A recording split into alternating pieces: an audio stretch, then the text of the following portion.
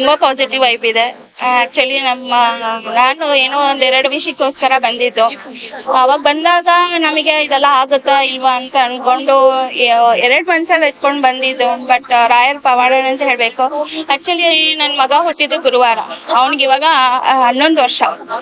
ಗುರುವಾರ ಹುಟ್ಟಿರೋದ್ರಿಂದ 10 ವರ್ಷದಿಂದ ನಾನು ರಾಘವೇಂದ್ರ ಮಠ ಸ್ವಾಮಿ ದೇವಸ್ಥಾನಕ್ಕೆ ಹೋಗ್ಬೇಕು ಅಂತ ತುಂಬಾ ಅನ್ಕೊಂಡಿದ್ದೆ. ಯಾವ್ದು ಕಾರಣಕ್ಕೂ ತಡೆ ಆಗ್ತಾ ಇತ್ತು. ಇಲ್ಲಿಗ್ ಬಂದು ಒಂದ್ ಸ್ವಲ್ಪ ದಿನ ಪ್ರದಕ್ಷಿಣೆ ಮಾಡಿ ದೇವಸ್ಥಾನ ಸಂಕಲ್ಪ ಮಾಡಿ ಎಲ್ಲ ಹೋದ್ಮೇಲೆ ಈಗ ನಾವು ರಾಘವೇಂದ್ರ ಸ್ವಾಮಿ ಮಠಕ್ಕೆ ಹೋಗ್ಬಂದ್ವಿ. ಹಾಗಾಗಿ ನಂಬಿಕೆ ಅನ್ನೋದೇ ಮುಖ್ಯ. ನಂಬಿಕೆ ಇದ್ರೆ ಎಲ್ಲವೂ ಆಗತ್ತೆ. ಶ್ರದ್ಧೆ ಇರ್ಬೇಕು, ಭಕ್ತಿ ಇರ್ಬೇಕು. ಫ್ರೆಂಡ್ಗೆ ಸ್ವಲ್ಪ ಆರೋಗ್ಯದ ಸಮಸ್ಯೆ ಇತ್ತು, ಹಾಗಾಗಿ ನಾನು ಅದಕ್ಕೋಸ್ಕರ ಬಂದಿದ್ದೆ.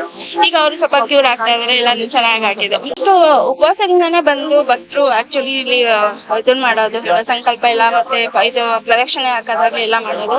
ತುಂಬಾ ದೂರದಿಂದ ಬರ್ತಾ ಇದಾರೆ. ಆಕ್ಚುಲಿ ನಾವಿಲ್ಲಿ ನಾಗರಬಾವಿ ಬರೋದಕ್ಕೆ ನಮ್ಗೆ ಇಷ್ಟೊತ್ತಾಗುತ್ತೆ. ಬಟ್ ಅವ್ರಿಗೆ ಎಷ್ಟು ದೂರದಿಂದ ಬರ್ತಾ ಇದಾರೆ, ಅವರಿಗೆಲ್ಲ ಹೊಟ್ಟೆ ಪ್ರಸಾದ ಕೊಡ್ತಾ ಇದಾರಲ್ಲ, ಹಸುಕೊಂಡಿರೋರಿಗೆ ತುಂಬಾ ಖುಷಿ ಆಗುತ್ತೆ.